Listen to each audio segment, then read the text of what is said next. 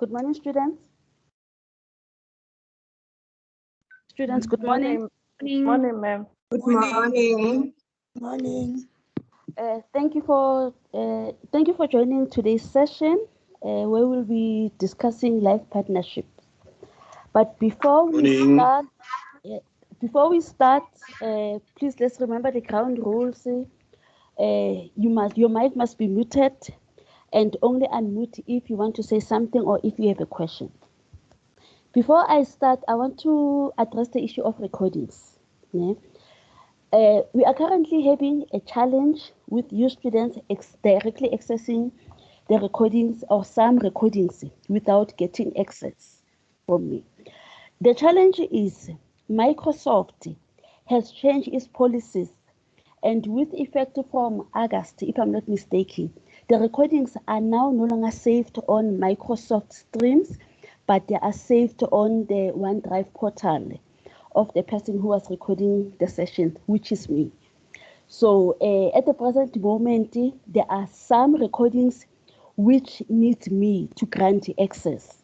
So our ICT is trying to sort out that issue so that we can have universal access and I don't have to grant individual access.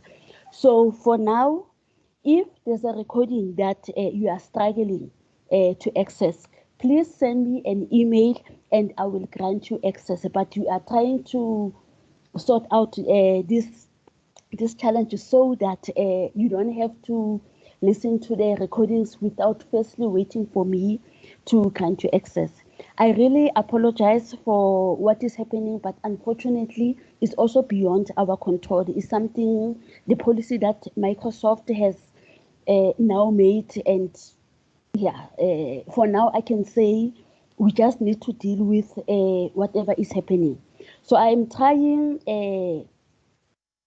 on a daily basis. I check my emails about 4 to 5 times, and just to make sure that if there's any student who have sent me an email, I just grant them access. So please just bear with us up until we have this challenge resolved.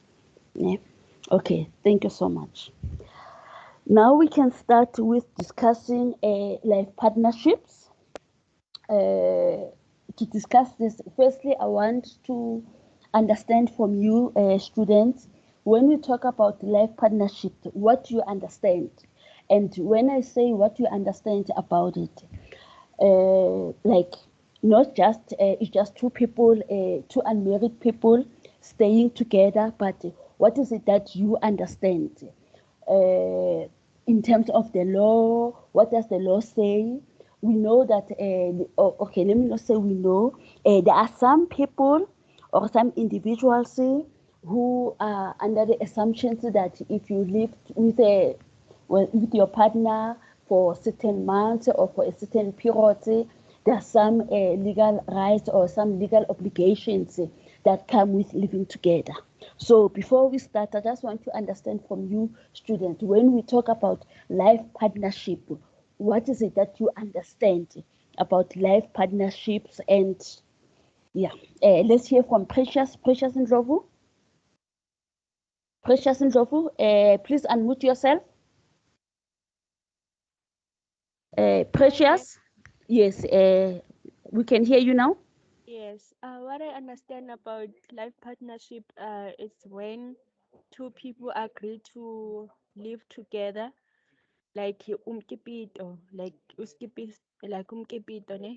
But we're not educated enough to sign a contract, to have a contract in place, as much as we play wife and husband, but there is no contract in place. We just live together and assume that this is my wife or this is my husband. I think that's it. Okay, thank you, Precious. Anybody else? Anybody, students, just give it a try. Lisedi Rakosa. Lisedi? Can you hear me? Yes, I can hear you, Lisedi. According to my understanding, I think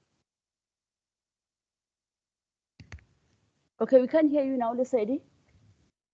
Can you hear me now? Yes, we can hear you clearly now. Okay. According to my understanding, I believe that life partnerships, it's like two people living together, cohabiting together, and then according to the law, it's not legally recognized, but there are certain rules that protect them as they are together and staying together and cohabiting together. Okay, thank you for that, Lesedi. Life partnership refers to uh, two individuals, or if there are those who believe in a polygamous life partnership, it also applies to them. Is when lovers live together live together unmarried, but in a marriage-like relationship.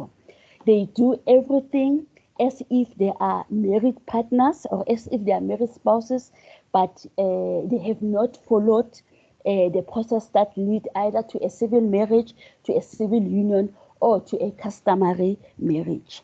It is commonly known as cohabitation or fat and set and other terms, ukipita and all of that. Ne? At the present moment, there is no legislation that gives legal recognition to unmarried partners, but there are certain piecemeal rights. There are certain piecemeal rights that they get. Piecemeal rights basically means certain rights that they get here, like for example, through the Pension Act, the Pension Act, and also the GPF, the Government Employees Pension Act. Uh, Stipulates that a spouse also refers to a partner in an unmarried relationship. In terms of the medical aid rules, your partner can be included. In terms of the medical aid rules, your partner can be included as your partner, but not necessarily as your spouse, and you include them there. But the relationship at the present moment does not have a legislation that governs it, and it is not legally recognized. There are two ways in which unmarried partners can get legal recognitions which can be protected by the courts. The first one is if the unmarried parties enter into a cohabitation or a life partnership agreement. Uh, any one of you, can you just explain when I talk about a cohabitation agreement or a partnership agreement, what am I talking about? Have you ever heard of a partnership agreement, or are you maybe in a cohabitation or in a life partnership relationship, and you and your partner have entered into a partnership agreement? When we talk about partnership agreement, what are we talking about? Precious Ndlovu, is your hands up? Precious, please unmute yourself. Hi, ma'am. Yes, Precious. Yes, I think we don't put that in place. I think we don't have an education, like we're not educated enough around that as much as we read about it on the books. As black people, I know my uncle who stayed with with his wife for 30 years, and they had never had any agreement or contract in place. Yeah, I've never heard of it. Okay, Thanks, ma'am. let's just correct you. You just said your uncle stayed with his wife for 30 years or so, but they've never been married. You know, there is usually uh, a false belief or that if you stay with your partner for a certain period, that relationship will automatically be turned into a marriage. and the partners will start calling themselves husband and wife, and people and even family members will view them as being married. Like for example, in the scenario that Precious has just told us about, she refers to the female partner as the wife, but if the parties are not or did not enter into a legally recognized marriage, then the partner cannot be a wife. It's just a partner who is in a cohabitation or in a life partnership agreement. So when we talk about a life partnership, when we talk about life partnership agreement or cohabitation agreement, this is an agreement that is entered into by partners in a cohabitation relationship. Before I continue, let's hear what Kiani wants to say. Kiani, I saw your hand up. Kiani? Hi, ma'am. Yes, Kiani, we are listening. Just correct me if I'm wrong. All right, ma'am. Mm-hmm. So the cohabitation agreement basically sets out the promises made by both partners to each other, right? Okay. Oh, Yes, I lost you there. no, I was just saying, just correct me if I'm wrong. So the cohabitation agreement basically sets out the promises made by both partners to each other, meaning the unmarried couples can enter into this agreement while living together or before they move in together, right? Yes, okay, Kiani. Thank you for your correct. You are correct. A partnership or a cohabitation agreement is when unmarried parties enter into an agreement that will regulate their relationship.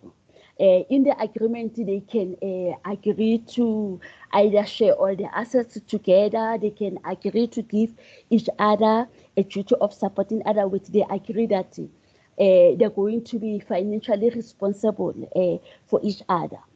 For the contract to be legally recognized, it must comply with the rules of all contracts. For example, they must be of age, they must be 18 years and have the capacity to enter into a contract. Secondly, the contract must be lawful. Nobody must have been forced to enter into that contract. And thirdly, uh, none of the parties must be in a legally recognized marriage. You cannot enter into a cohabitation or a life partnership agreement if you are legally married to somebody else, because the cohabitation relationship itself is just going to be null and void. So, in a cohabitation agreement, life partnership agreement, the parties can agree on anything as long as it is not against the law and the ordinary rules of contract are complied with. The contract can be written or it can be verbal. With a verbal agreement, it is still valid, but during times of dispute, you're going to, or the partners are going to have difficulty in proving the terms of the agreement. But if the agreement has been drafted, it is in a written document, then it makes it easy for the parties to show. Let's say there's a dispute and the matter has to go to court. It makes it easy for the parties to prove their case in court. So that is a cohabitation agreement, and it is a legal agreement that unmarried parties can enter into. The second aspect is universal partnership.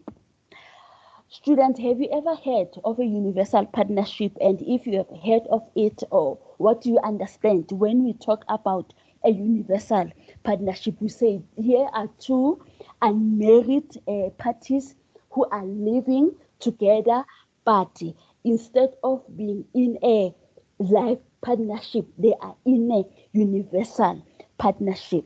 So any one of you or two or three of you just explain to us, when we talk about universal partnership, what do you understand about this? Anyone? Just give it a try, student. We are here to learn, all of us. Universal partnership, what do you understand about it? Have you ever heard of the saying universal partnership in the context of family law, in the context of lovers?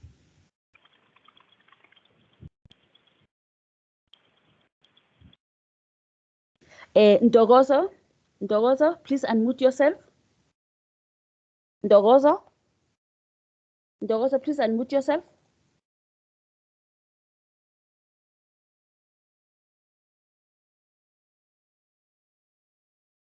Ndogozo. Okay, we have lost Ndogozo. Anybody else?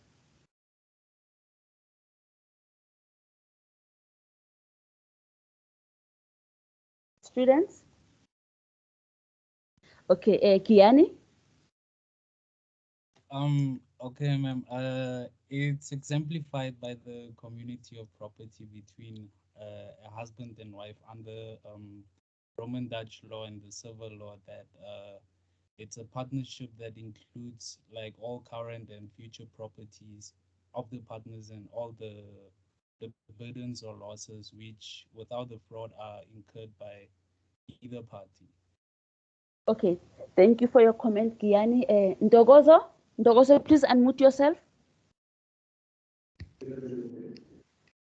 Ndogozo, unmute yourself.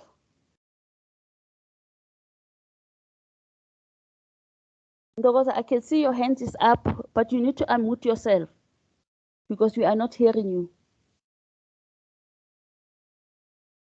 Okay, let's hear Dawn. Dawn, please unmute yourself. Dawn Hatebe. Hello, ma'am. Yes, who's speaking, Dawn? It's Dawn. Okay.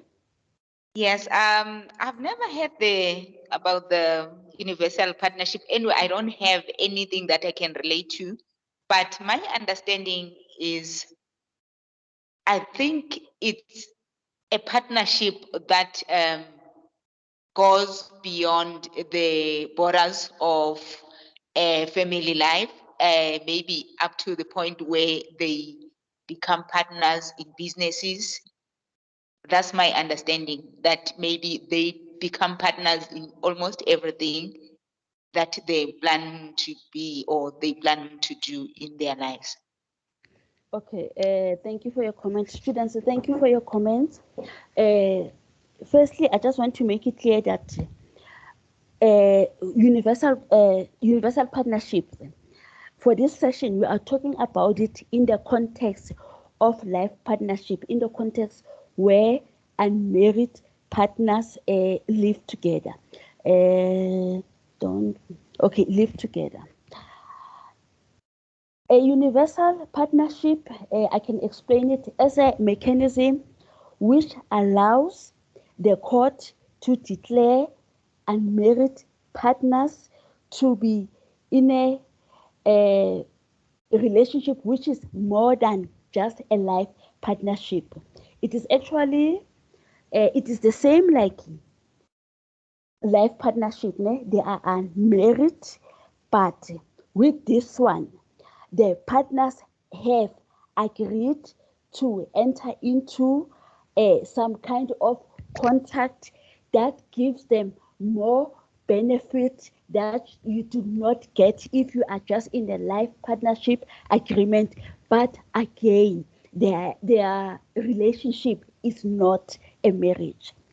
South Africa recognizes two types of universal partnership.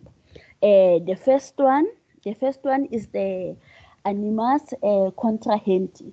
This is where the parties agree that we are going to enter into an agreement whereby we are going to share. Please, can I correct myself? Universal partnership. South Africa recognizes two types of universal partnership. The first one is societal. Is this one, the one that I'm highlighting now? It is societal. It is societal universalis bonoris. This is a universal partnership relating to the present and future assets, liabilities, profits, and losses, where the parties agree that we are going to live together and we are going to share everything. The current assets that we have, the current assets that we are still going to have, and any liabilities and any gains that we are going to have, that we are going to acquire while living together. And the second one, society's universal choir X, yeah. This one, society's universal ratam choir X, choir S2, venute. This is a universal partnership that is limited to the sharing of present and future assets, liabilities, profits, and losses that are acquired from a commercial undertaking. Commercial undertaking, like for example, a business and all of that. So the first one, we can say one party will agree that, okay, you will be the, let's say, the house girlfriend, and I will be the one, the male partner will be the one going out to working, and how the parties are going to share. The parties are going to share everything easy. The boyfriend benefits from the domestic roles and duties that are done by the house girlfriend, and the house girlfriend benefits from the finances and the financial gains that the boyfriend brings into the family. And the second one is when they agree that we are going to live together, and over and above the domestic and the romantic duties, we are also going to enter into a business together, and we are going to share everything. Now, the difference between this and the ordinary life partnership is when it comes to the requirement.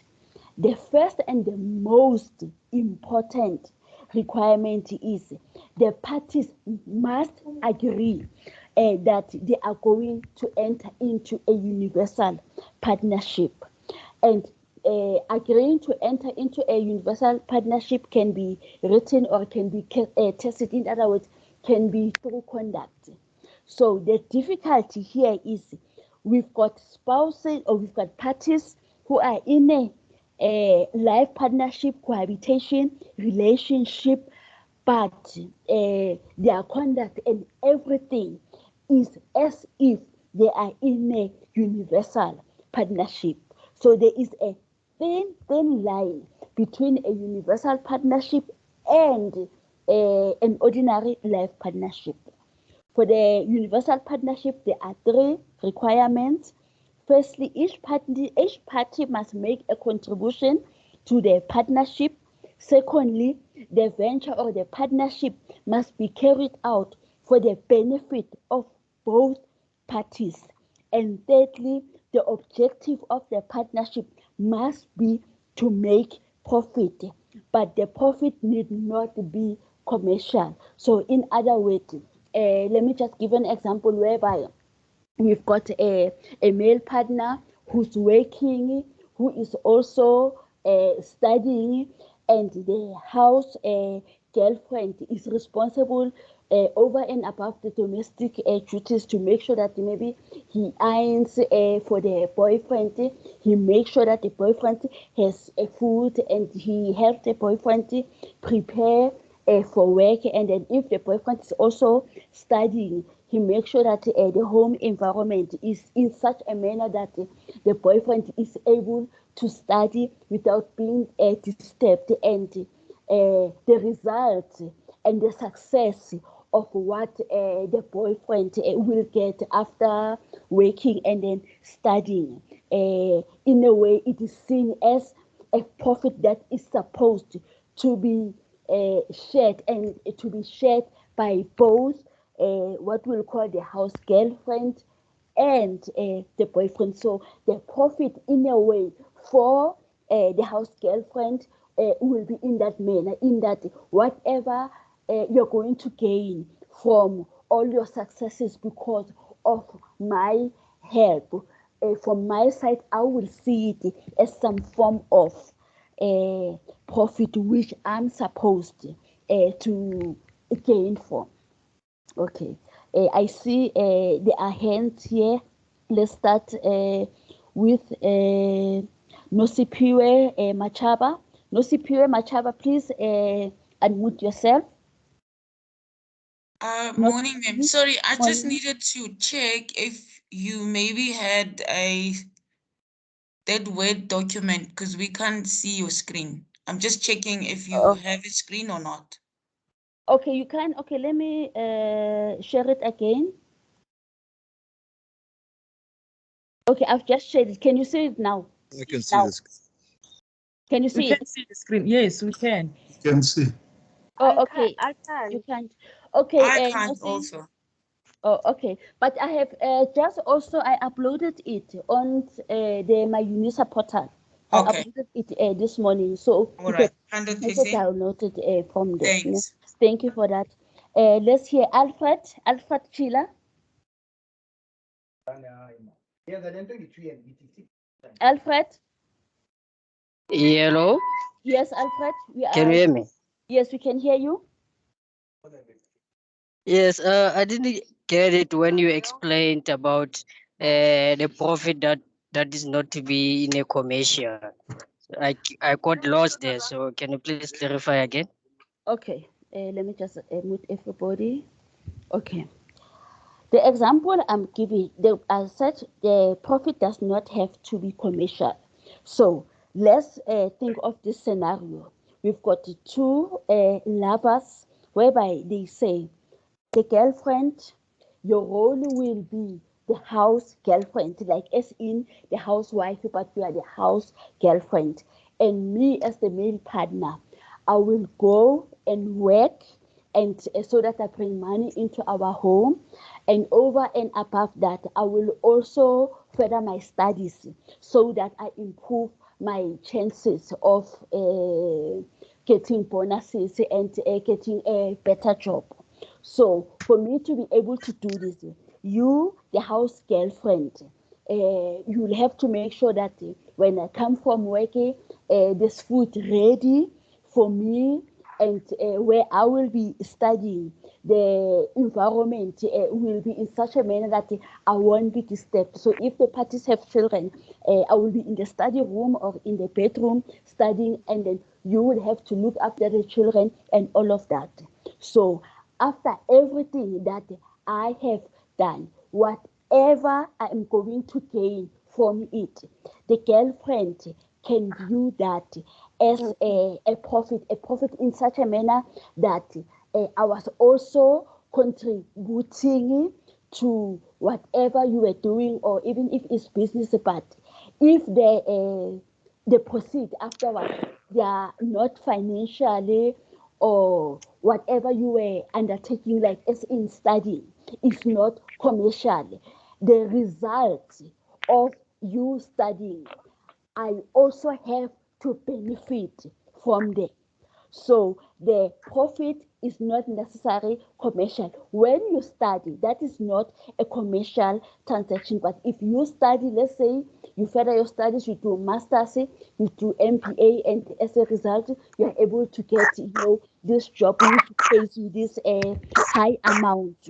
This job which pays you high amount of a salary. So as the house girlfriend, she's also supposed to benefit from there, because that whatever you are doing, studying, in a way should be seen as also a profit for her. I'm not sure if I was able to explain, because I'm just trying to give a scenario of when we talk about a profit which is not from a commercial transaction.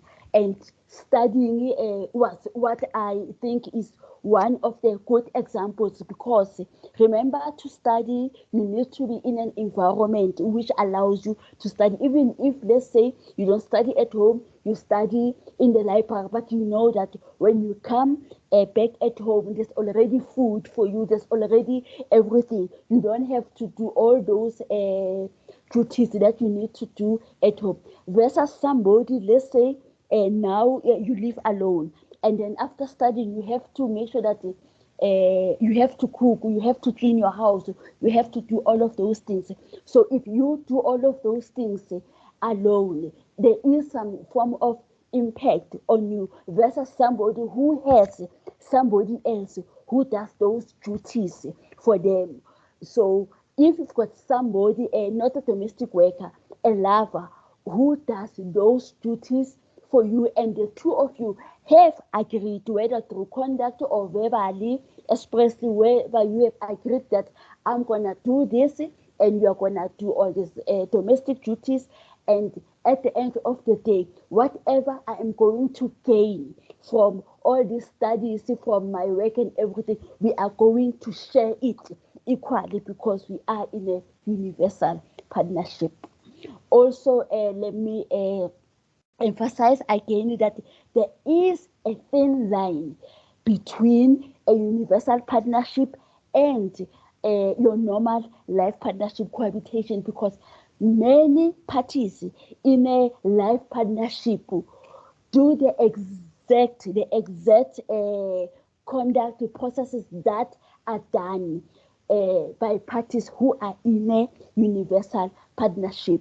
So that is why if there is any dispute whether these parties are in a life partnership or they are in a universal partnership, the matter must be taken to the High Court, and the High Court is the final, will have the final say as to whether the parties are in a universal partnership or they are in a life partnership.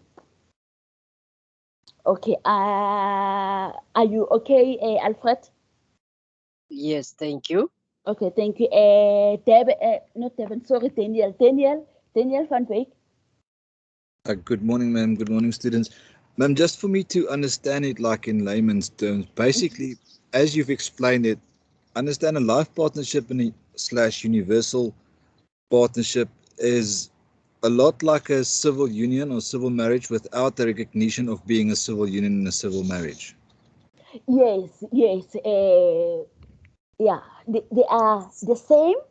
They are the same, but for universal partnership, there's these three requirements Yeah, yeah. that you must prove. So the challenge is, okay, if let's say there's Daniel and Rose and this saying and Tabo, and our relationship is the same, but the two of you are saying we're in a universal partnership, but we are in a life partnership. To tell the difference between the two, it is extremely difficult because on the face of it, they are the same thing. They are the same thing. But through interrogation, then you just have to show that with you and Rose, it was our agreement that we should be in a universal partnership, because a universal partnership, the consequences of them, I can say in a way, they are as if you are married, because you are going to share everything equally. While in a life partnership, there is no equal sharing of assets. There is no what is it? The duty to financially support each other, unless if the parties who are in a life partnership have agreed that we are going to financially support each other, and that agreement they can enter into it without being in a universal partnership. Okay, 100%. And are they dissolved in the same matter or they can't be dissolved the same matter as a civil marriage or civil union? No, Do no, they are not dissolved by a court of law unless if there is a dispute as to whether there is a universal partnership or life partnership. Students, remember, life partnerships are okay. Let me say, life partnerships are not legally recognized. There is no legislation that gives them legal recognition. So unless if there is a specific issue that the court needs to adjudicate on, the parties, much as they agreed to enter into this relationship without following the legal requirements, they themselves must agree on how they are going to separate, and they can do that outside of the court system. 100%. Thank you very much, ma'am. Okay, thank you. Kiani, is your hand up or you forgot to remove it? Kiani? Kiani? Okay, Kiani, I'm going to assume that you forgot. Sorry, ma'am, I forgot to get it. Okay. Okay, thank you for that, Kiani. So for parties who are in a life partnership, how they can regulate or how they can get a piecemeal or some form of legal rights and protection by our courts, they must enter into a legally recognized contract, or secondly, they can be in a universal partnership.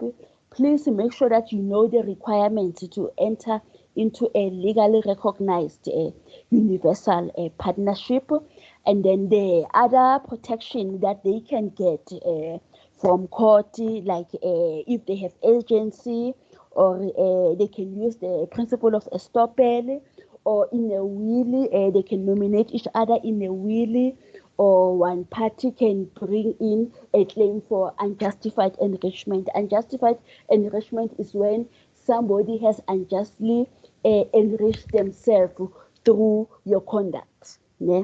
This information, you can also get it in your book. So I did not summarize from agency to unjustified enrichment because this one is easy to understand.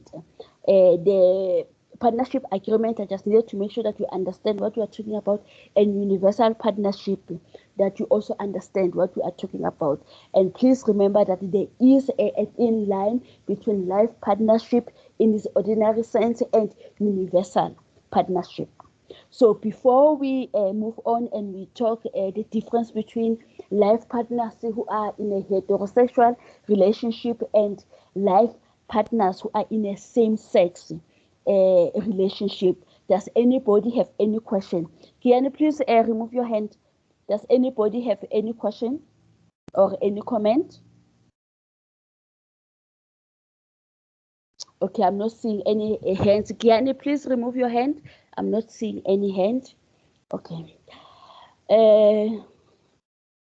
Now, at the present moment, there is a difference between rights that are being given to partners who are in a same-sex relationship and partners who are in a heterosexual relationship. The reason being is same-sex relationships and same-sex marriages were previously not legally recognized. And because of this, there is a landmark constitutional court case judgment that was brought about before the Civil Union Act was passed. The Civil Union Act, which is the legislation that parties who are in a same-sex marriage, if they want to get married, they can only get married in terms of the Civil Union Act. So in the case of Gori versus Kovna, one of the partners had passed away without leaving a will. The surviving partner brought in a court application challenging the rule that partners who are in a same-sex relationship are not given legal recognition. Because of that, they are affected when one partner passes away, they cannot inherit. The Constitutional Court granted same-sex partners the right to inherit interstate from each other's estate. Interstate is when you inherit if there is no will. So the Constitutional Court said same-sex spouses or same-sex partners can inherit from each other in terms of the Interstate Succession Act. Subsequent to this judgment, the Civil Unions Act was passed. But the Constitutional Court, in a recent case, Labusna versus Duplan, they ruled that same-sex partners can still inherit interstate, even though same-sex parties even though same-sex partners are now legally allowed to get married in terms of the Civil Union Act. So this means that if there are lovers, same-sex lovers living together and one party passes away, the surviving party can bring in a claim in terms of the Interstate Succession Act, and their claim will be given or will be approved as long as they can prove that they had agreed to support each other. And proving it does not have to be in writing, but it can be through conduct. But when it comes to heterosexual parties, there is no, at the present moment, let me unmute, at the present moment, unmarried heterosexual partners cannot claim from each other interstate. There is a recent court judgment. But for now, it's still the Western Cape High Court, where they declared that it is unconstitutional. They declared it is unconstitutional for parties or for partners in a heterosexual relationship from being denied the right to inherit in terms of the Interstate Succession Act. But this judgment is still waiting for confirmation by the Constitutional Court. So, as things stand now, if you are in a same-sex life partnership and your partner passes away, and while he or she was alive, the two of you were supporting each other, you qualify from inheriting in terms of the Interstate Succession Act. But if you are in a heterosexual relationship at the present moment, you do not qualify from inheriting in terms of the Interstate Succession Act. Students, do you understand what I've just explained now? But before you tell me if you understand or not, I just want to hear from you guys.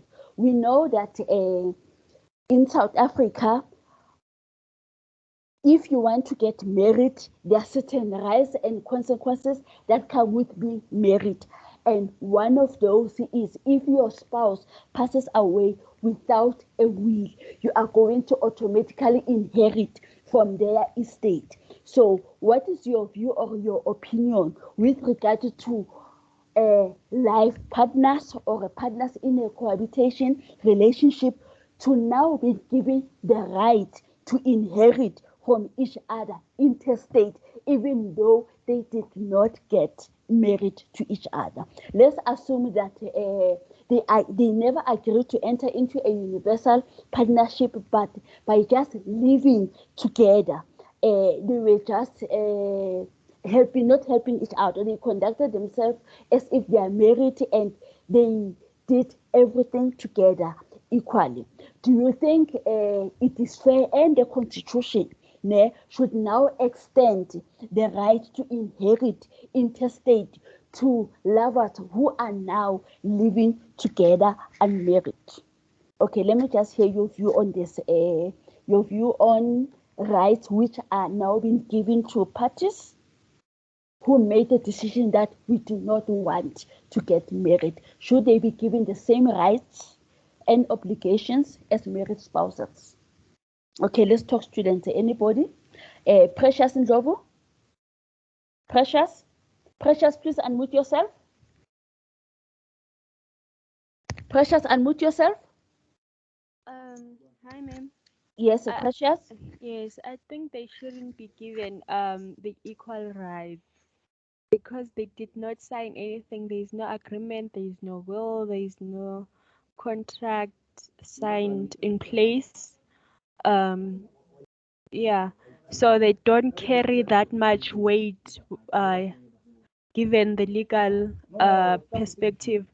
And with the ones who are married, legally married, I think they should earn more. There is more weight to it. Yeah, yeah. There is Okay. more responsibility. There is more consequences than in a partnership where, yeah, I think so. That's my Okay. opinion. Yes. Okay. Thank you, Precious. Daniel. Daniel. Hi, man. Yeah, we're talking about interstate succession now. Yes. Well, Yeah. any person is allowed to make a will, right? Well, if Yes. the life partners are living together and partner A decides he wants to make a will and he wants to put partner B in that will, uh, that is allowed, isn't it? So then, Yes. as a matter of fact, that partner will then inherit, not in, uh, how can I put it? You will inherit with a valid will, not like without a will, interstate. Okay, basically, Daniel, what you're saying is life partners, Interstate. That's cohabitants, they should not be given the right to inherit interstate, because if you, let's say, the deceased partner wanted their surviving partner to inherit it, they would have left a will and nominated them in the will. yeah. Then they would have inherited testate instead of interstate. Yes, okay. Thank you for that. Ndogozo, you have been raising your hand, but you don't unmute yourself. Ndogozo, okay, thank you, Yes, Ndogozo. You ma'am. can talk. Can you hear me? Yes, we can Can you hear hear you. me? Yes, we can hear you. Yes, ma'am. I think they should definitely be recognized legally. They should have the same right as those that are in that partnership, because at the end of the day, they're gonna have children, and there's gonna be a will. So there's gonna be a lot of confusion if they are not legally recognized. So I think they should be given the same right as those who are in that partnership. Okay, thank you for your comment, Ndogozo. Ntaganipo, please unmute yourself. Okay, thank you, ma'am, for the opportunity.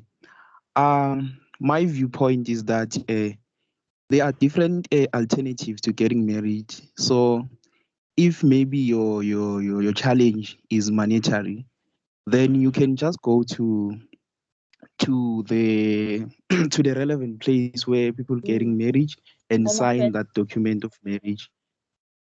Can you hear me, ma'am? Yes, I can hear you. I was saying to sign or to get married, you wanted to say the Department of Home Affairs. Yes, yes, to get married is without incurring a lot of debt. If people are scared of debt or they don't afford this thing of just giving a right of married people when you are not yet married will demotivate those who wanna get married, and they will not see any purpose of getting married. So, and another aspect is that of a civil union and of a same partner and Mm-hmm. the same sex, sorry, and the heterosexual. Those one, I think, those of same sex partners should be strike out because there is a provision for them now, and it will equal the playing field. Because if they will open a path for the heterosexual to have the same benefit, it will escalate in such a way which no one will have that desire of getting married. That's my opinion. Okay, thank you for your opinion. And Taganipo, let's hear from just wait. Now no longer.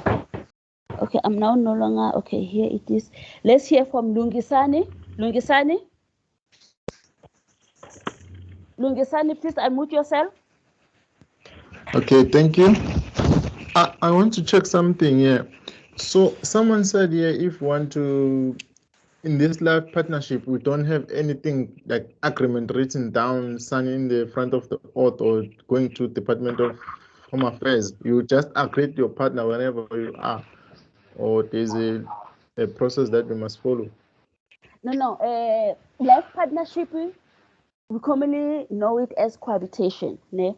There is no agreement that the parties can enter into. The parties are encouraged to enter into a life partnership agreement, a cohabitation agreement, which will regulate their relationship. But that is done by the two of them and then with the attorney. But there is no legal obligation for them to go to Home Affairs or to any other institution to enter into the partnership. In other words, there are no set legal requirements to enter into a life partnership. It's just two adults who decides that let's live together and conduct ourselves in a marriage-like relationship, while legally they are not married.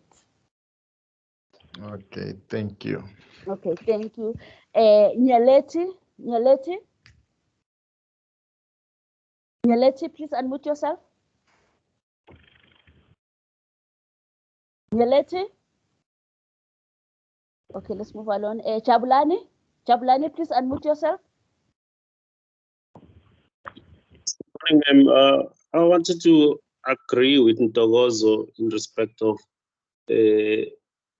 persons who are in life partnerships or partnerships, universal partnerships, or even cohabitation, to be given the same rights as any other person who's in a marriage or such arrangements, as long as they can prove elements of dependency, for instance.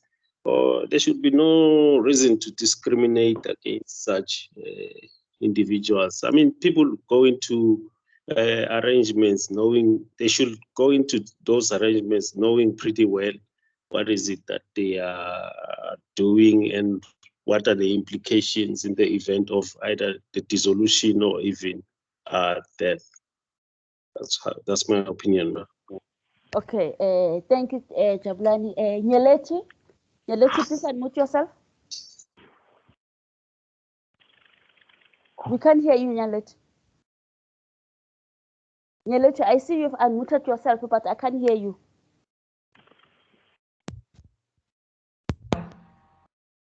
Nyaleti? Hello. Yes, you can talk, Nyaleti. Okay. I think that life partnership, people in life partnership also deserve to be recognized as the other people who are legally married, since they have the right to draw up wills where they can speculate how they want their partnership to be. So they have the rights to write in their wills that each one of them has the right to inherit or whatever they will have accumulated together, or in a will or in a joint will, even though they are not it's not a legal requirement, but I think they do deserve to be recognized like this, the married people. Okay, thank you. And for that, Millicent. Millicent, please unmute yourself. Okay, thank you for the opportunity and good afternoon, the fellow students. So I think that the people who are in life partnership, they should also inherit, because think about it like this. We've been living together for plus minus 4 years. And then we've been doing everything together. We've been building together. So now that you passed away, I can't inherit. It's not like I was not contributing anything. So they should be able to contribute. Also, I think they should also put restrictions for life partners to inherit from their other partners. At least the restriction should be like they should be living together for at least 2 years or 3 years. And then also they should, because now that we are inheriting, should I also, in a situation where I do not pass away, but we living together, and then I inquire debts, right? So you should be also held liable, because why would you want to inherit when I pass away? But should I inquire debts or anything, you do not want to help. You just want to like, no, we're not married, so I'm not responsible for that. That is my opinion. Okay, thank you, Millicent. You've just raised something important, which I see on the comments. Some students are raising, which is, but how long will how long should the parties be living together? Because at the present moment, when it comes to same-sex life partners who are given the right to inherit interstate, there is no time period. So if, let's say, the parties decided to live together from in January 2021, and they started doing everything together, and then now in October, one of the parties passes away. If, as the court judgment has said, that you just need to prove that the two of you had agreed to support each other. So if a partner can prove that, which is something easy to prove, then it means they have the right to inherit interstate.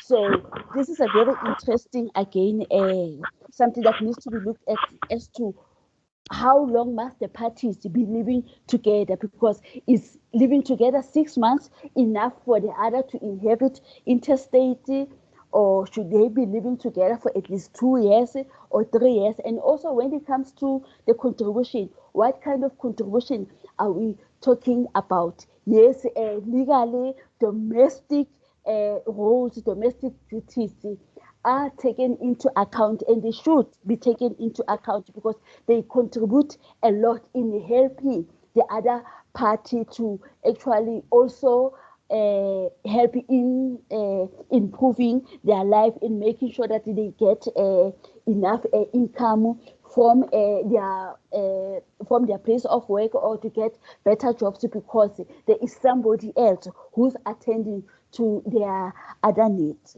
So thank you for that, Millicent. Let's hear what the others are going to say. I'm going to give an opportunity to those who have not said anything. For example, Veronica. Veronica, please unmute yourself. Thank you, ma'am. How are you? We are okay, Veronica.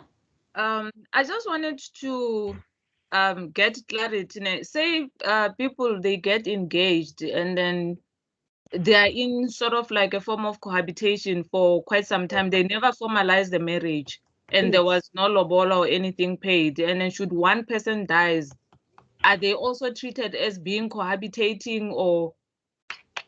Yes, that is a cohabitation, and also that is not, will never be recognized as a universal partnership.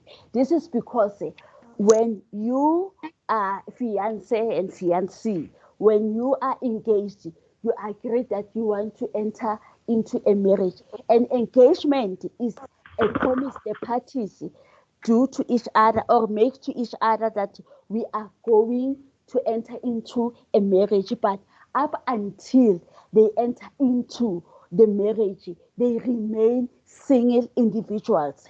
And let's say a partner wants to bring in, brings in a court case claiming that I need to be given 50% of the late estate or the benefit, and me and the late were in a universal partnership. They are going to their case is not going to succeed, because one of the requirements of a universal partnership is the parties must have agreed to enter into a universal partnership. So theirs will just be nothing but unmarried lovers who were living together in a life partnership relationship, and they had promised each other to get married. So it is not legally recognized, and they are only going to get whatever piecemeal rights that they get in terms of the law. For example, if the partner passed away in a road accident, and the surviving was financially dependent on the deceased, then in terms of the court judgment, they can bring in a claim for loss of support. but they cannot, if they are in a heterosexual life partnership, they cannot inherit interstate. But if they are in a same-sex life partnership, they can inherit interstate. Okay. So the cool thing, the key thing here is fiance. So the best thing is, if you're going to get engaged and get married. The challenge is people like to their matters to remain hanging.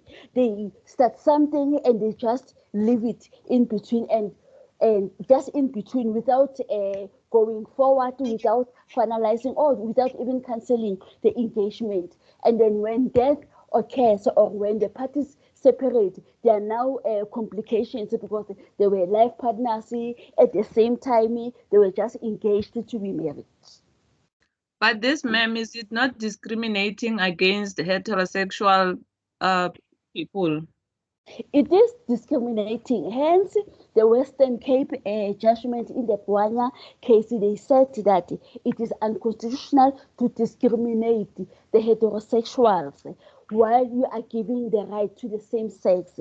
But at the present moment, we are waiting for the Constitutional Court to confirm the unconstitutionality, and to add in the ways that also heterosexual life partners can now inherit interstate.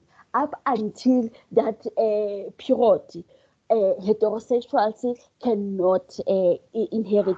Again, let me emphasize that with the same sex, the reason why they were given protection is because the judgment, the Constitutional Court judgment, was made before the Civil Act, and the judgment said that even subsequent legislation is not going to change the rights that are already given to same-sex spouses.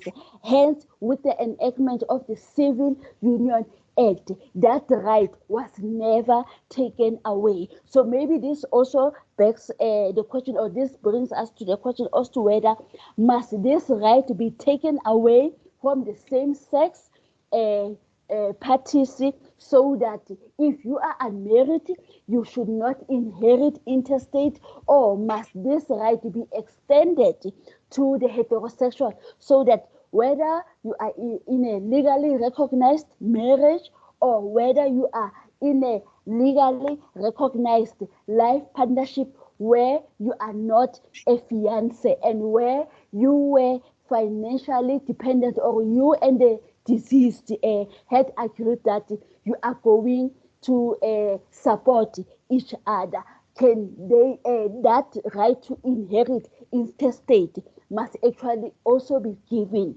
to them.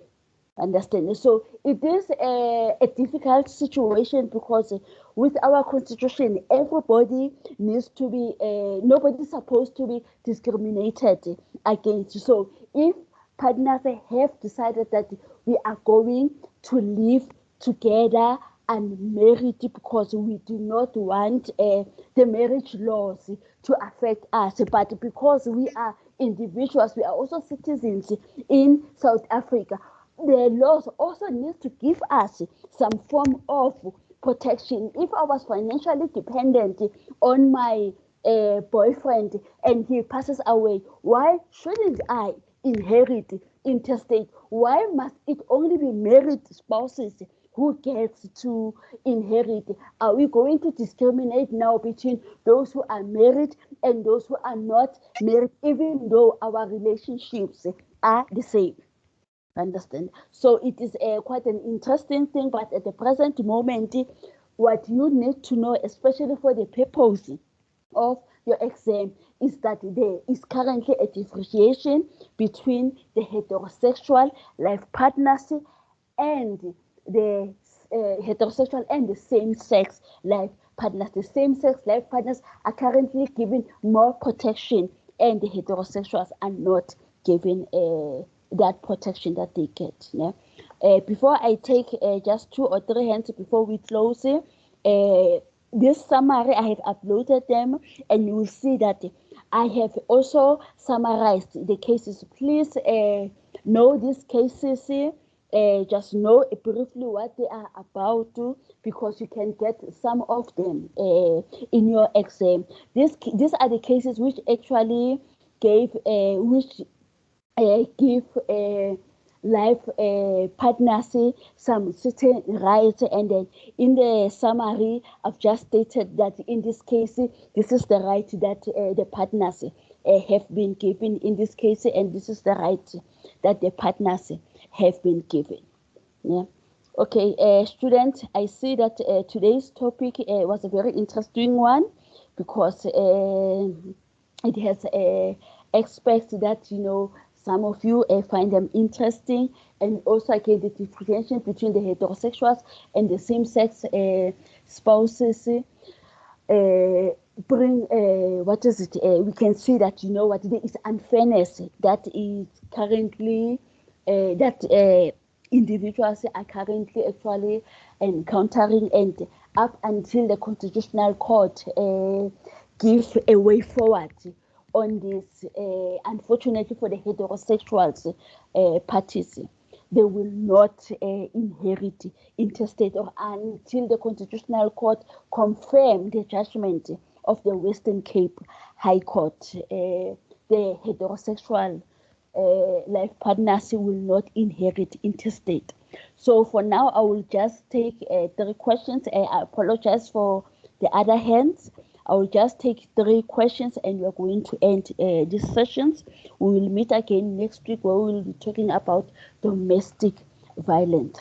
So for now, I will just take, I'm just looking for somebody who has never had an opportunity to talk. A quick one, ma'am. Who's talking? It's Precious. Wait, ma'am. I want to ask something. Will the exam need an invigilator app? Okay, no. The PVL2601, there won't be an invigilator app.